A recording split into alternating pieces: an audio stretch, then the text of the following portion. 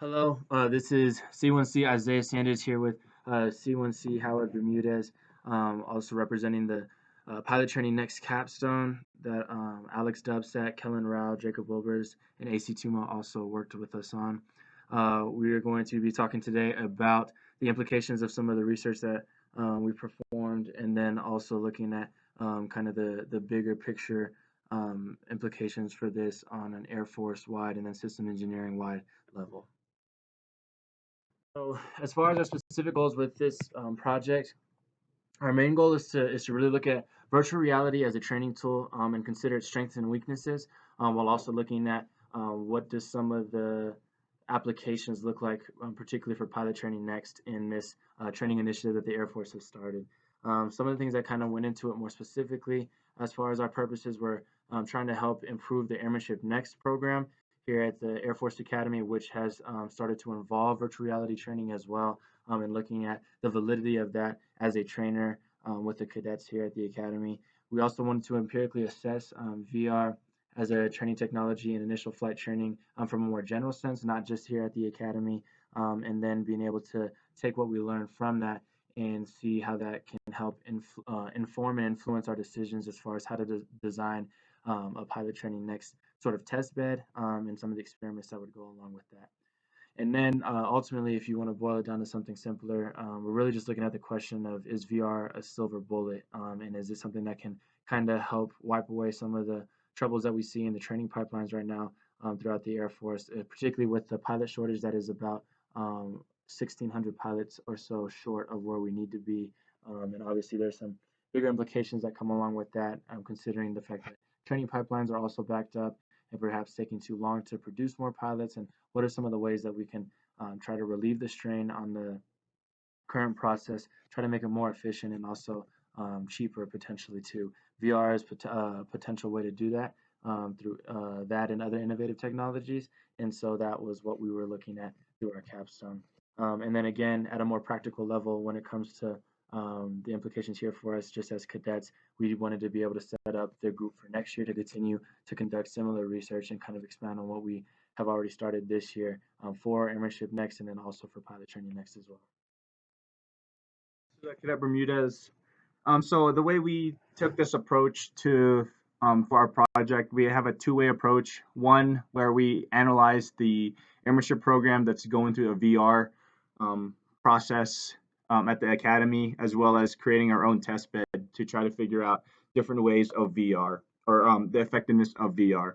So for the first part, for analysis of our Airmanship program here that incorporates VR, we use self-reports from the cadets themselves that are going through the program through a pre and post survey, asking them their opinions of VR from not going through the program and then after the program, if it helped or not. Observations from the lieutenants and the instructors that taught them in the VR program, as well as asking those that flew with them, seeing what their opinions are on the programs themselves. And for the performance aspect, we use grade cards from the cadets that went through the VR program and compare them to cadets or grade cards from cadets in the past that went through the traditional USAFA program of no VR, just going into the getting into the flight line and then flying from there. And then the second part of our capstone project is just the testing aspect. We created our own test up in our labs or our lab, and then Isaiah will talk more to to the structure of that, but some of the things that we wanted to incorporate was just independent variables of using using motion as well as the different types of training, where he'll explain the difference between adaptable and adaptive and how we attempted to target those independent variables, as well as for the dependent variables, the results of the survey data that I previously mentioned and the performance data from the grade cards that we collected. So this is just a brief overview of what the USAFA airmanship model is proposed to look like. We have the AV300. We're in the middle to the right part of the screen, where you're supposed to be taking it as a junior, but USAFA is going to try to get as much airmanship exposure, especially with VR, starting freshman year of cadets. So they had to start in the middle, but ultimately moving forward, they want to start exposing cadets as a freshman to airmanship programs as well as VR. So AV300 AM302 is the VR course. It's a 10-lesson course that incorporates VR for those 10 lessons, trying to give them some exposure to flying in an aircraft in the VR environment. But once they're done with that, they go down to the airfield and fly a 20-lesson course where they apply their skills and lessons that they learned in the VR program to the live aircraft that they ended up flying. So it's just a classroom style. The instructors teach them basic fundamentals, techniques to fly in the VR environment, and then they take that down to the airfield. Once they get down to the airfield, they're scheduled 14 sorties with the opportunity for one solo and one check ride, or a certification flight. And in total, they encompass 105 hours at the airfield.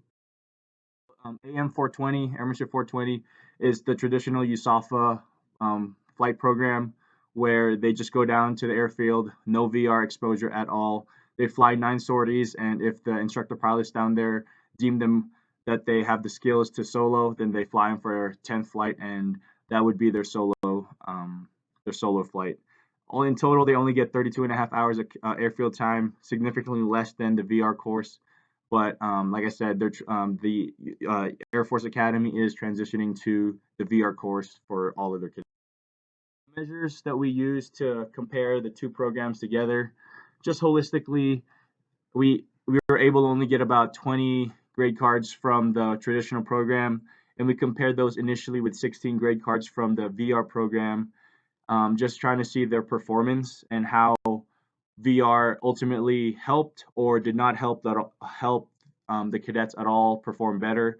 I'll show you in the next couple of slides of certain maneuvers that we picked to compare on where VR outperformed those cadets that did not have the VR course, but at the same time, surprisingly, how some maneuvers the cadets that did not have VR exposure outperformed those with VR exposure, as well as just comparing survey data, which I will also explain. One of the caveats to the survey data is that we were unable to get much participants, so that's something that we will want to propose in the way forward of trying to figure out a way to get those survey data or cadets to participate rather than just breeze over the surveys that we send them. Survey results, like I mentioned, we only had 14 cadets that took the surveys, and those are the 14 that went through the VR program first and then went down to the airfield to fly. They took a pre and post survey, and the way we asked the questions, some of the questions are off to the right in the boxes, and they're off of a Likert scale of 1 being strongly disagree with the statement, or 5 that they strongly agree with the statement.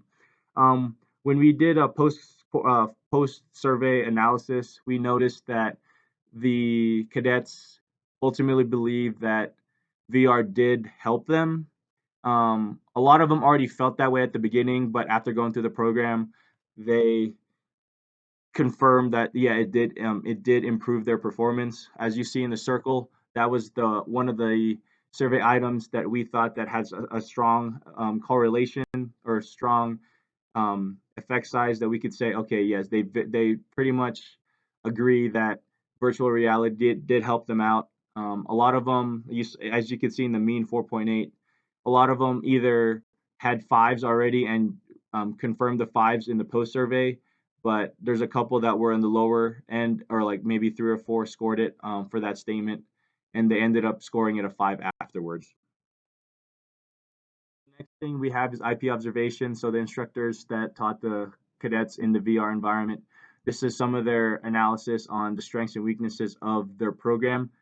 And granted, this is the first year, the first 7-8 months that this program is in effect at the Air Force Academy.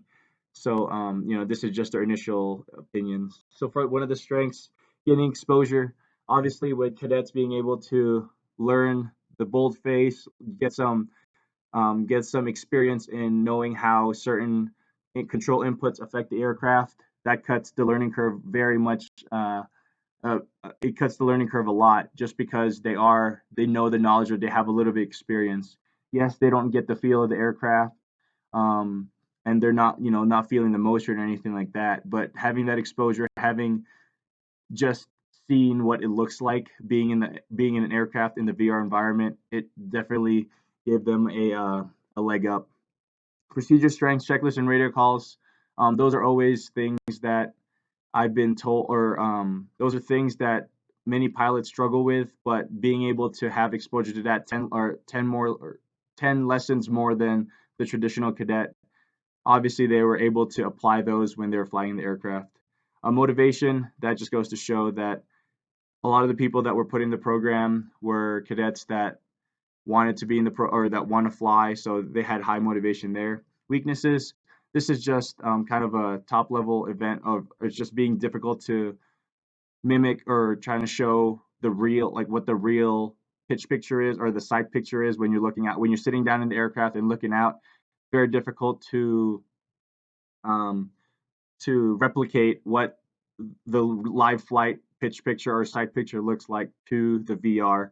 They're working on that right now, and from what I've been told, that they have a new aircraft model in the VR environment that allows them to be as similar to the plane that they fly in live flight than they were before. The differences in control mapping, that's just typical things. It's just latency. It's the buttons are located in different areas, so that negative transfer from the VR to the actual aircraft, that was definitely different for sure. And then communicating differences to student between VR and live flight. Pretty much just what I said. It's there is some differences. Cadets at first, once they move, like their first couple flights, they may have built a tendency in their VR experience on how they fly that once they transfer to the actual aircraft, it's a little different. But after a couple flights, they um, they start to understand. So performance results that I was talking about earlier, AV 302, just to reiterate, is the VR program we have. AV 420 is the traditional where they don't have any VR exposure. It's just straight down to the airfield, learn on the go there.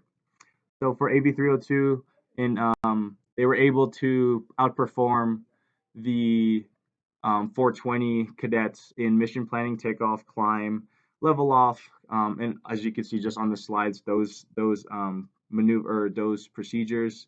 And then surprisingly, the 420 cadets were able to have a better pattern, better landing, checklist use, which is very surprising to us, but that's what the data showed.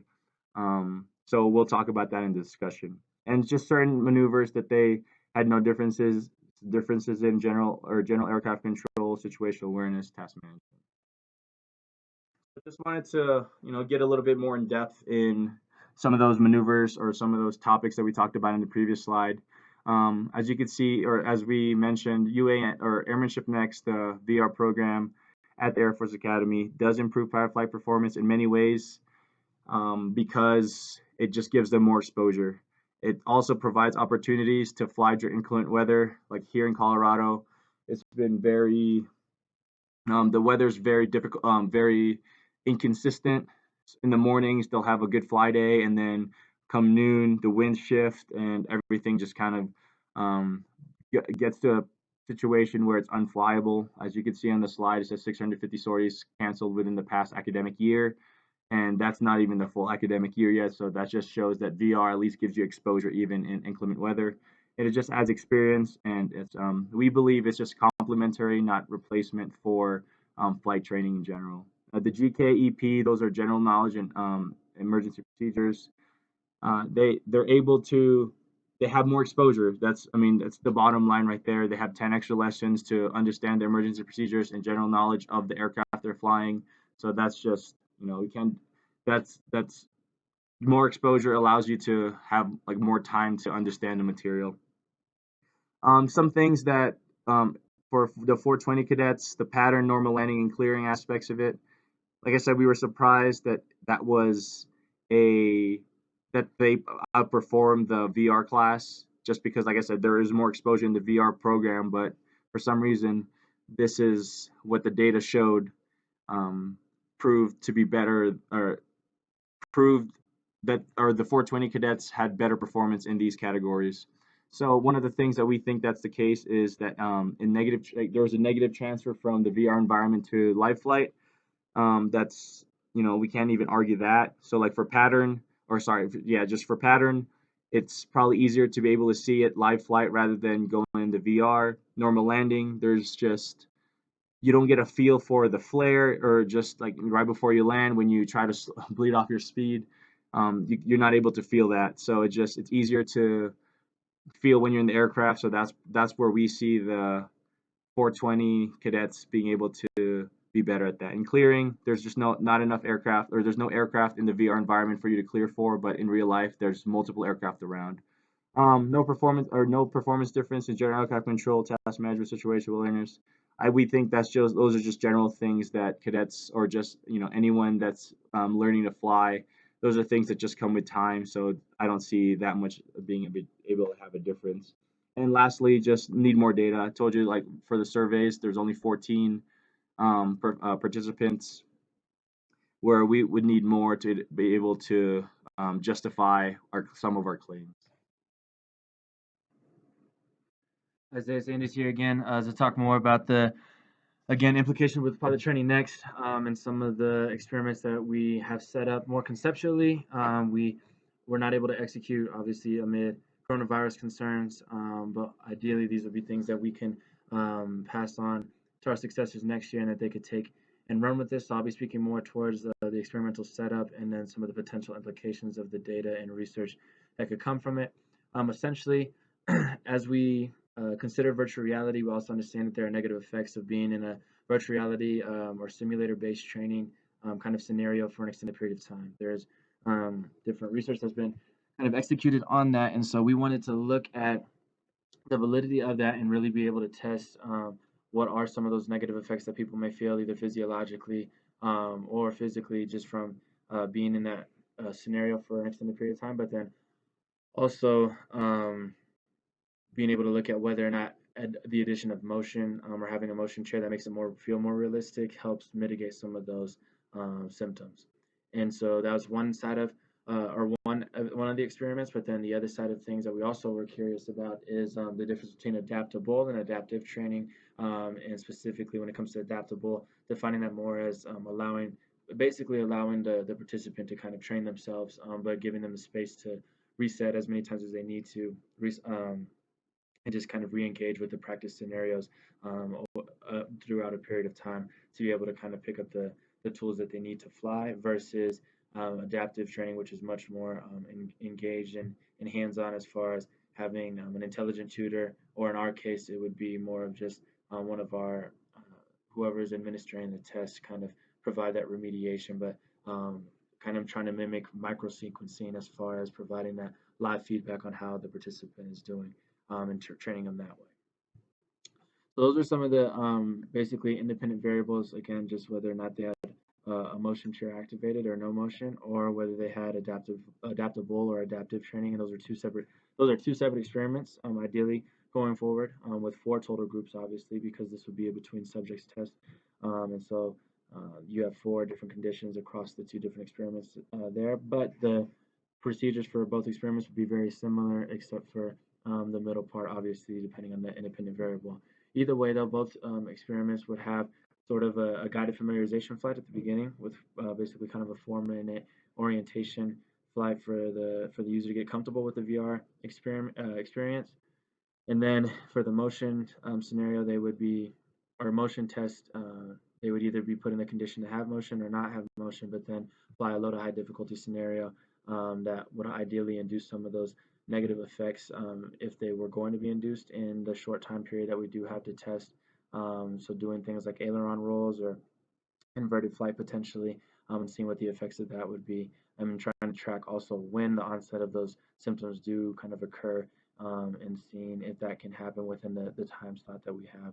If it's the training experiment, we would be more gearing towards having a 2-minute takeoff period, 3 minutes for aerial maneuvers, and then 4 minutes for landing, as far as training time goes for each of those tasks. And then again, either regardless of what condition you were in, you would be doing all of those for the same amount of time. It would just be a matter of whether or not you had coaching, or were just kind of on your own. And then, regardless of which experiment, all the experiments would end with a VFR flying pattern at the end, to kind of be that evaluation period to see, one, what is the effectiveness of either motion and no motion training, or what's the effectiveness of adaptable versus adaptive training, and having again just that final period to track their errors as far as how far off are they from the intended speed, altitude, bank angles on their turns, the points that they were supposed to reach, what was their landing performance look like, and things like that for some of the data when it comes to dependent variables, while also throughout the whole course of both of these experiments administering for SSQs, or basically questionnaires that track symptomatic experience, and looking at what the participants are going through from a physiological sense as they conduct these experiments to track those negative effects. Ideally, each experiment independently would be able to be completed within about 45 to 50 minutes. And since cadets have about 53 minutes per class period at the academy, that would fit in that wheelhouse. But then obviously we know that VR, a lot of the effects may not be felt until up to 24 hours later from using the virtual reality, and so we would want to follow up with an email and try to have them actually answer that questionnaire one more time or a fifth time in order to see if they experienced it after the experiment was done. This diagram just helps provide more of a simple visual for what the experiments would look like. Again, just with using randomization to compose those different groups and having the two separate experiments, because at one point we had combined them, but we realized that there could be confounding variables when it comes to trying to incorporate a motion test and an adaptive or adaptable training test in the same experiment. So we've kept them separate, ideally going forward.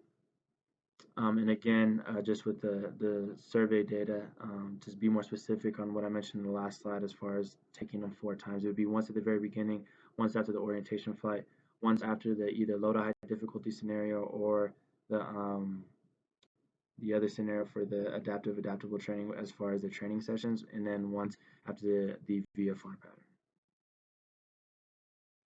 And then from a bigger picture standpoint, some of the implications for the data that we would ideally yield from these experiments would just be things that could help us really gear towards the ultimate goal of PTN, which I believe is to help minimize costs, create a more efficient training process, and then also still producing quality pilots and seeing if virtual reality is a effective way to do that. And I think as we kind of conducted research this past year, looked at some of the different literature on it, and talked to different stakeholders, I think it's safe to say that VR is most likely not the silver bullet as far as erasing all the issues that come with training, especially with pilot training. But I do think that it can be an effective solution to producing quality pilots and doing some of these other aspects. It's just a matter of trying to find that right mix between live flight and virtual reality, because obviously even pilot training next does not completely substitute real flight hours. But I think we continue to need more research as far as what that ideal balance looks like, where to find that correct ratio, and then how much time is truly necessary in each scenario. As far as why we're doing this, again, to help affect the pilot shortage that we've had, deal with some of the backed up training pipelines that are obviously delaying pilots being able to have even their start dates or go through pilot training at a consistent rate, and then also providing research just for the ongoing conversation between scientists and engineers and other interested parties on the strengths and weaknesses of virtual reality.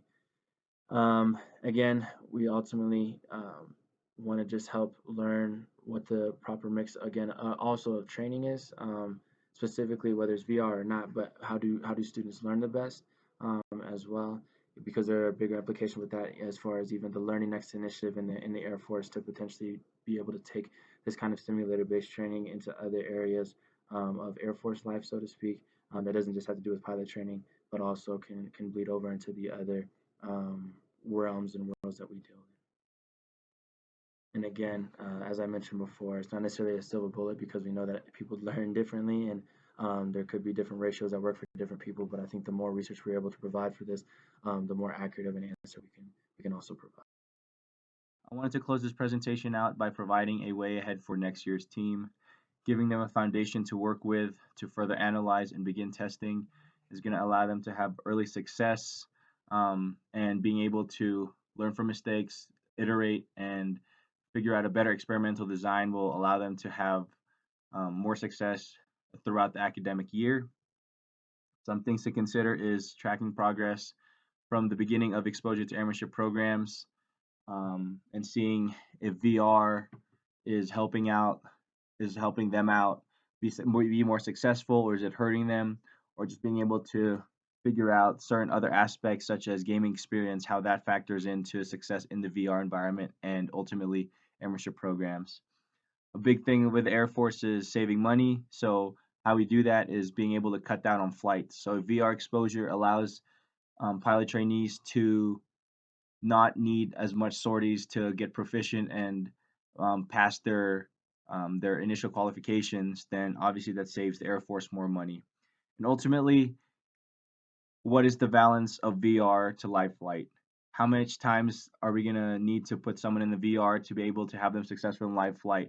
Is it a lot of VR first, a lot of live flight at the end of a phase, or at the end of a program? Who knows? How long is it also useful for? Some trainees may not need as much VR, they want live flight, but some may think that the VR is super useful. So essentially, what is the lane for VR? Is it going to be a replacement? Is it going to be supplemental? What's the balance between both? So that's just something that next year's team could consider when developing their test, further analyzing the programs at the VR programs at the Air Force Academy.